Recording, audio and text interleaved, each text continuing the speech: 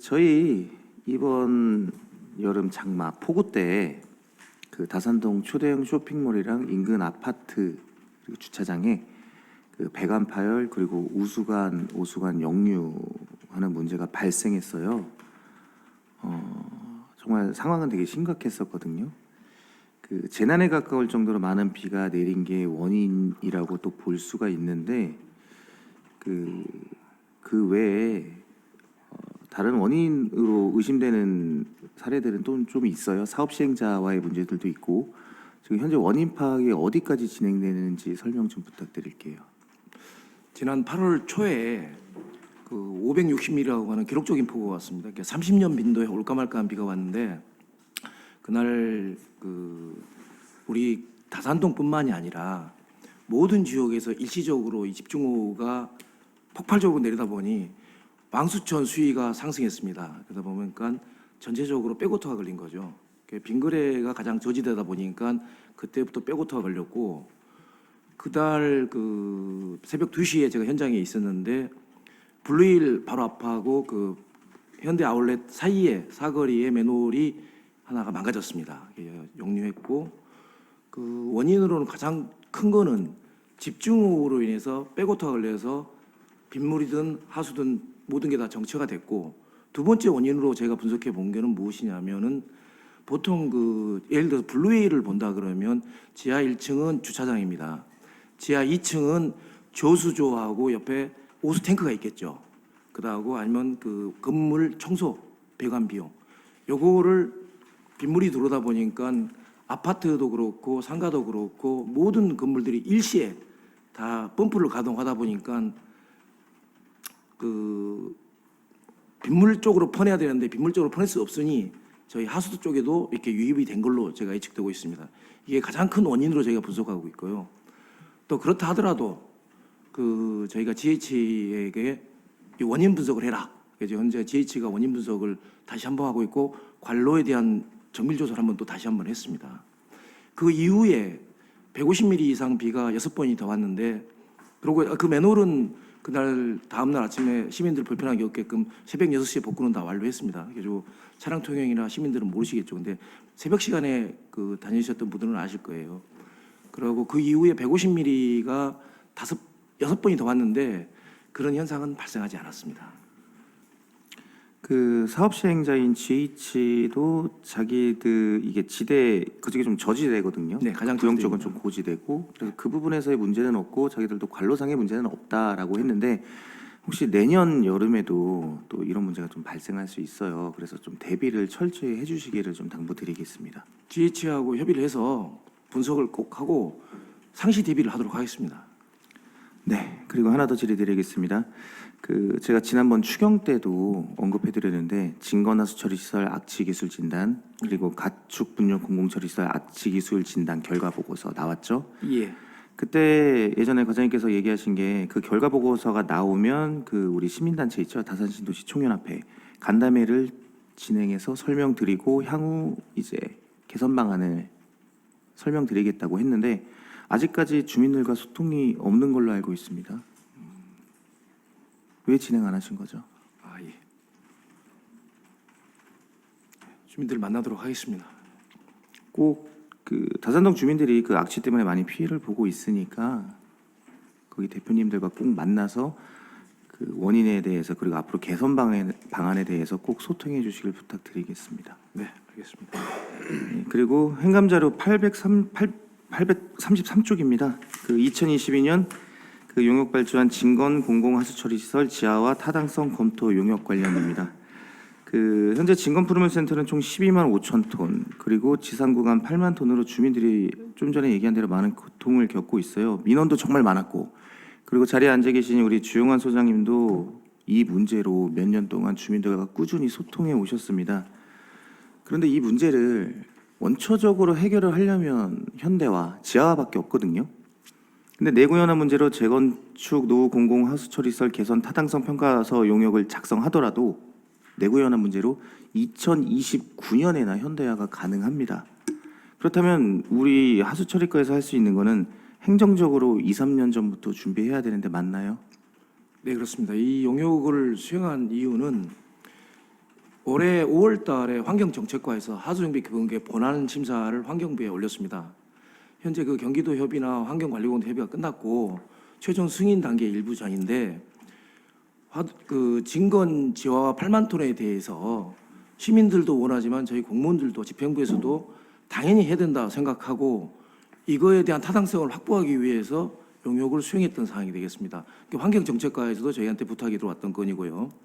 또 이게 반영이 돼야만 하수정비 기본계획이 반영이 돼야만 그 막대한 비용이 들어가는 국비를 저희가 받을 수 있는 명분이 있다고 생각하고 시기를 앞당길 수 있도록 하려고 준비했던 사항이 되겠습니다. 근데 결국 내고연화 때문에 안 되죠. 그거는 아직 결론이 안 났습니다. 근데 그 외에도 문제가 하나 발생했어요. 문제가 뭐냐면 정부에서 그 지하화 예정 고지를 진건 공공택지로 지구 지정을 했단 말이죠. 그리고 LH의 계획을 보면 지하화를 하려면 그 인근 부지가 공원이나 녹지로 남아 있어야 돼요. 근데 LH가 계획 수립을 했단 말이에요. 그 도시 지원 시설로.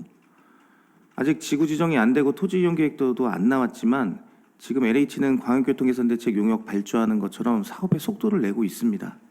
그렇다면 추후에 현대화를 추진하기 위해서는 부지 확보가 선결 조건이에요. 그러면 환경정책과나 신도시과랑 협의해서 사업 시행자에게 의견을 전달해야 되거든요. 결국 협의가 LH와 안 돼서 부지 확보를 못하면 이 8만 톤 지하화는 솔직히 불가능한 겁니다. 그건 알고 계시죠?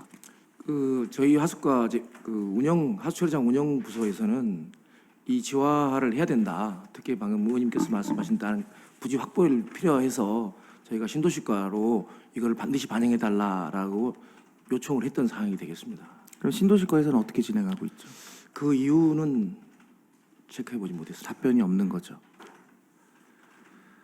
그럼 환경정책과와는 협의를 진행했나요? 환경정책과도 저희하고 같은 생각으로 알고 있습니다.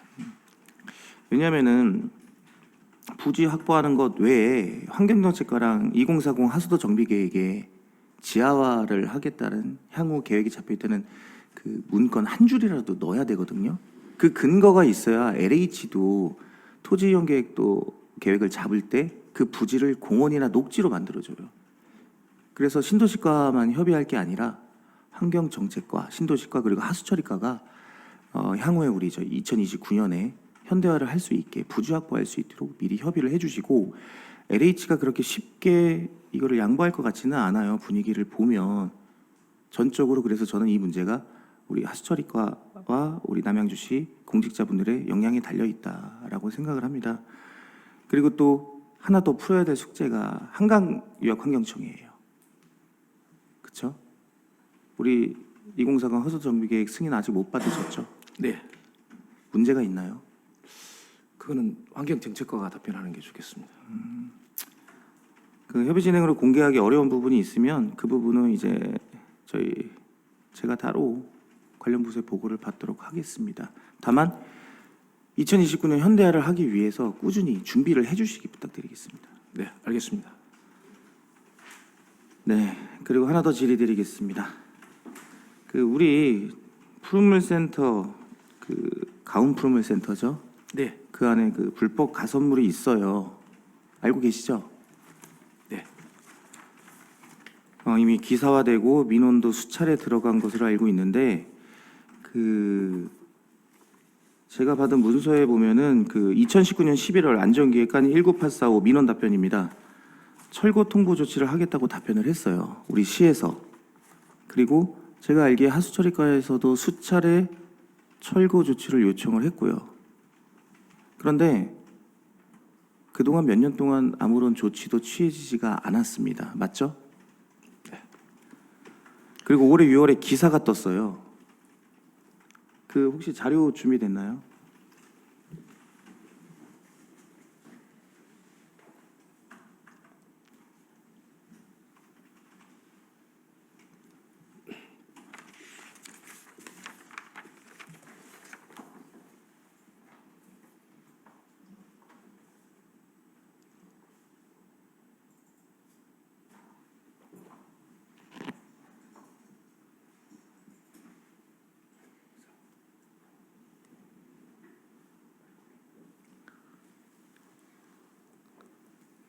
그 하수처리과에서 제출한 자료에 따르면 2013년 7월부터 16년 7월까지 건물 사용 승낙을 받아 쓰다가 기한이 지났는데도 그대로 존치돼 있었죠.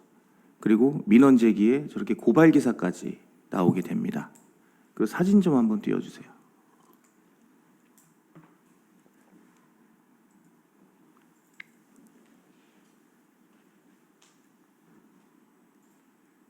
제가 현장에 직접 나가봤어요.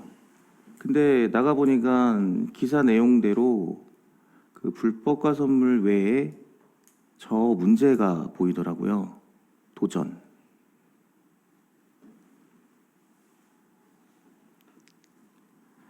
지금 하수처리과에서 어떤 조치를 취하고 있는지 답변 좀 부탁드리겠습니다. 그 관리대행사인 에코비트 워터에 그 가설 건축물, 그러니까 봉사단체가 좋은 목적으로 들어왔지만 하수처리장 사용 목적에는 맞지 않다. 그렇기 때문에 단정과 철거를 이행해라라고 저희가 행정 조치를 시행했습니다. 그 주식회사 에코비트 워터, 네, 그 제가 자료 요청한 것 중에 하수처리과 236445에 나온 에코비트 워터가 그 하수처리장 관리 대행 업체인가요? 네 그렇습니다. 그럼 그 업체가 지금 2013년부터 지금까지 그곳을 관리하고 있는 건가요? 과거는 모르겠고요. 2019년부터 내년도 7월 30일까지 운영사가 되겠습니다. 제가 가지고 있는 문서에는 그렇게 나와 있지가 않아가지고 2013년도부터 이 업체가 계속 관리를 하는지 여쭤본 거예요.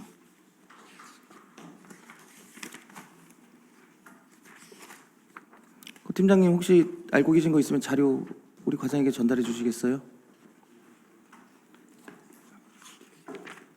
에코비트 워터가 몇 년도부터 관리를 했는지. 그 에코비트 워터가 과거 전신이 TSK였습니다. 그 과거 전신으로 간다 그러면 같은 운영사가 될 수도 있습니다. 뭐 그래도 같은 회사네요. 그렇죠. 이제 근데 이제 그 유탁관리사가 한 개 회사가 아니라 3개 공동 도급사를 운영하고 있거든요. 그러다 보니까 과거에 한 7, 8년 전에는 그 TSK 워터 플러스 2개 회사가 더 있을 거라고 예측되는데 그 회사가 맞는지를 그러면 확인해 봐야 되겠습니다. 왜냐면은 그 우리 관리센터에서 보낸 공문이에요, 공문. 거기 보면 이렇게 나와 있습니다. 귀사에서 2013년 7월 EBC 헌변봉사대와 체결한 이행각서에 의거 현재 사용 중인 건축물 사용기간 만료에 따라 단전 및 철거 조치를 요청하여오니라고 되어 있으면 2013년에 사용 이행각서를 체결했다는 얘기인데요. 그럼 2013년도부터 지금까지 이 업체가 관리를 계속 진행하고 있다는 거죠. 문서에 따르면. 네, 문서에 따르면 그렇고 의원님 그러니까 단독으로 운영사가 있는 게 아니라 지분율이 그러니까 TSK가 50% 그런다 그러면 B사, C사가 있으면 30%, 20% 있는데 요거를 한번 제가 확인해 보겠다 이 말씀을 올리는 거고요. 메인사는 맞은 것 같습니다. 과거에는 TSK 워터하고 보람 가나엔텍이었고요. 지금은 에코비트 워터하고 일주구 종합건설 그러고 저기 또 하나 있습니다. 그 이렇게 50대, 30대, 20 지분율이 다르게 되겠습니다. 그러면은 이 문서에 따르면 2013년 7월에 에코비트 워터랑 체결한 이행각서 이 부분은 맞는 거예요, 그럼? 그러니까 메인사는 맞습니다. 메인사는 맞고요. 네. 그럼 거의 같은 업체다. 같은 걸로 보셔야겠습니다. 그러면은 같은 업체와 계속 현재까지 관리 계약을 맺고 있다. 이렇게 이해하면 되는 건가요? 그 업체들이 좀 잘하나요, 관리를? 처리장 운영에 대해서는 전국에서도 가장 알아준 회사로 보시면 되겠습니다. 그럼 저희 17개 처리장 중에 이 에코비트 워터나 관련 관계사들이 몇 군데나 관리를 하고 있죠?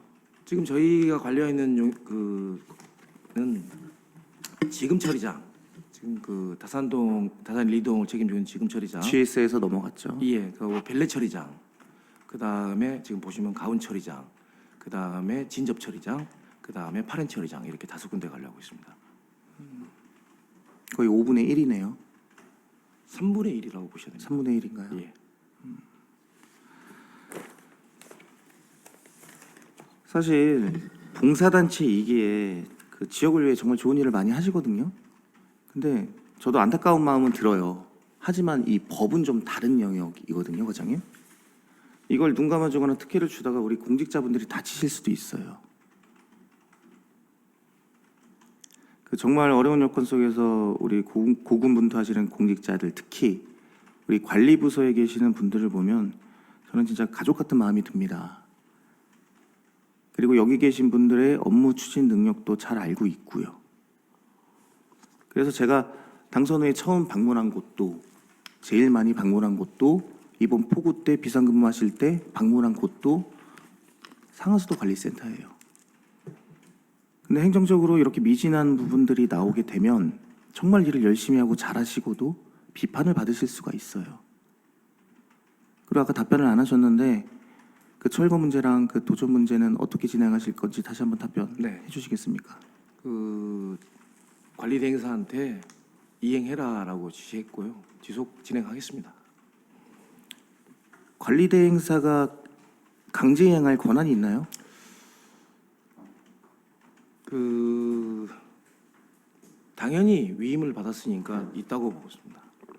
그럼 우리 시는 이거를 강제이행할 권한은 없고요. 강제 만약에 철거나 이런 부분들. 그 대행사가 이행을 못한다면 그거에 대한 처벌과 그 다음에 저희 시가 직접 나서야겠죠. 그럼 경찰에 고발 조치 아직 안 하신 거죠?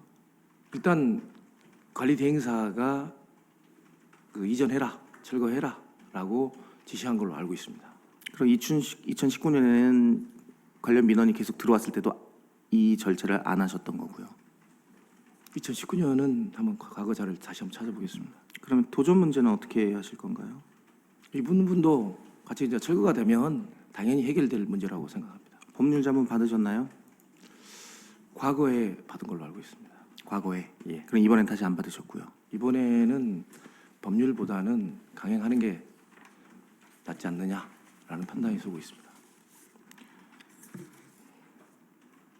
저도 좀 안타까운 마음이 들어요. 안타까운 마음이 들고 그래도 우리 정말 고생하시는 상하수도관리센터 공직자 여러분들이 일하시는데 이런 문제를 안고 일하시면 안 되거든요.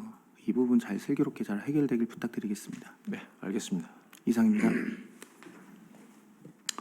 네, 또 질의.